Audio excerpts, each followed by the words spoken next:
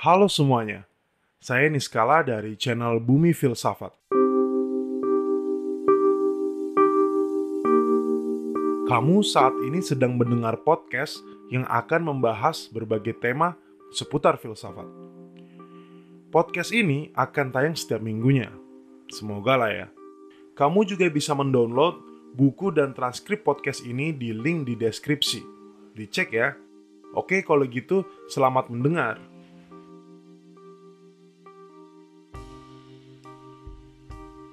Episode ini adalah komentar saya terhadap pesan Epicurus ke Menoiseus di 2 episode sebelumnya. Surat Epicurus ke Menoiseus ini bercerita tentang suatu filosofi dalam hidup, atau etika dalam hidup. Etika merupakan salah satu cabang dari ilmu filsafat yang mengkaji tentang nilai. Balik lagi ke tentang surat itu, dari segi penulisan ya, surat ini ditulis dengan gaya direct, to the point, seperti obrolan kepada teman pada umumnya lah. Ini menceritakan tentang yang namanya a fairy tale of happiness, sebuah kebahagiaan yang sesungguhnya. Epicurus ingin surat ini menjadi sebuah pesan yang mendalam, dan menjadi sebuah pijakan. Mungkin ia mengatakan, do as I say and you will be happy gitu. Lakukan aja, kamu akan bahagia gitu, tanpa bertanya-tanya.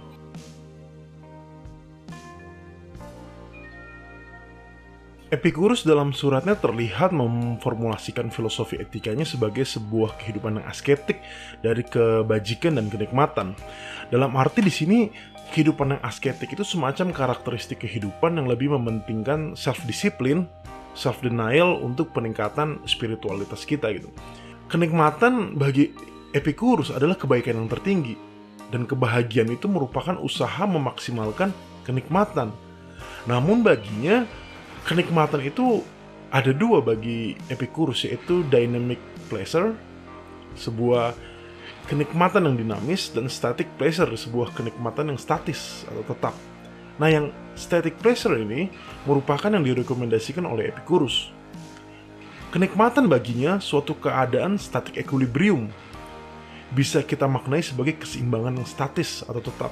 Sehingga equilibrium ini menjadi sebuah garis yang menjadi standar seimbang dalam hidup kita gitu.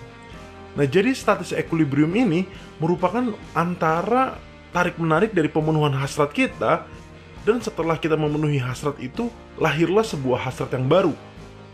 Dan juga bisa jadi timbullah frustasi dan rasa sakit.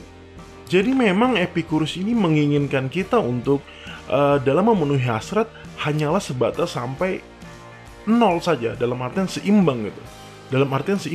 Sehingga dia tidak menganjurkan untuk yang berlebih, karena menurutnya saja bila kita makan yang berlebih akan menimbulkan rasa sakit tentunya. Nah, sehingga bagi dia kita harus seimbang dalam keadaan yang tetap gitu. Misal lapar, ya makan gitu sampai keadaan itu tidak menjadi lapar gitu. Tapi jangan sampai timbul rasa kekenyangan gitu, karena itu menimbulkan rasa sakit. Nah, itu yang tidak diinginkan oleh Epicurus gitu. Nah, sehingga seperti yang kita bahas sebelumnya, bahwa kenikmatan yang berlebih dapat menimbulkan penyakit yang lebih menurutnya. Sehingga yang lebih baik adalah meminimalisir rasa sakit tersebut gitu. Maka cukup dengan kenikmatan yang menggapai kita kepada keadaan status equilibrium yang seimbang gitu. Atau mungkin bila saya maknai agak nyeleneh ya, seperti tadi bisa kita katakan sebagai kembali ke nol lah gitu, dari pemenuhan hasrat tersebut gitu.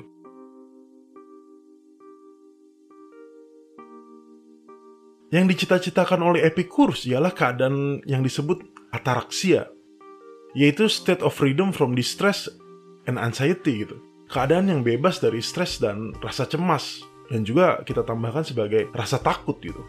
Maka menurut Epicurus ini yang bijak adalah memenuhi hasrat yang mudah aja gitu, yang mudah diakses, yaitu yang ia sebut sebagai hasrat yang natural dan dibutuhkan. Sehingga hal-hal sebenarnya yang tidak natural dan tidak dibutuhkan itu tidak perlu menurut Epicurus itu. Seperti misalnya kekayaan, ketenaran, dan lain hal gitu, sebuah nilai yang semu gitu, tidak perlu gitu. Yang kita butuhkan adalah hal-hal yang natural dan yang jelas yang kita perlu untuk menopang kehidupan kita gitu. Mengenai kematian, saya rasa cukup jelas ya.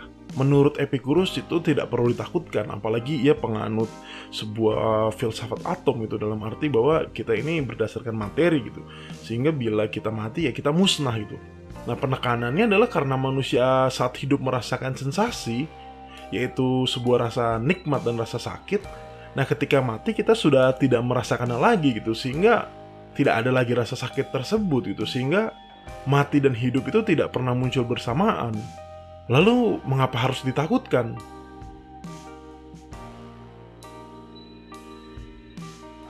Oke, jadi saya rasa cukup komentar saya terhadap surat Epicurus kepada Menoikeus ini, yang saya rasa begitu mendalam ya, cukup menggetarkan jiwa gitu.